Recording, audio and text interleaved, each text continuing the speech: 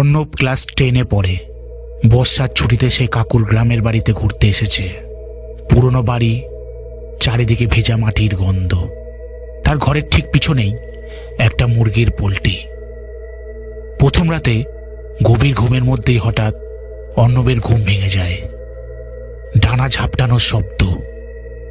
বিছানায় শুয়েই সে ভাবে বৃষ্টির দিনে বিদ্যুৎ চমকালেই হয়তো মুরগিগুলো ভয় পায়।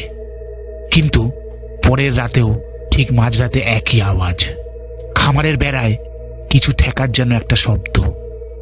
তারপর সব চুপচাপ। পরদিন সকালে কাকু কাকিমার চিৎকার, আবার চোর এসেছিল, একটা মুরগি নিয়ে চলে গেছে আবার। অর্ণব চুপ করে থাকে। সে ঠিক করে আজ রাতে সে জেগে থাকবে, দেখবে কে আসে সেখানে।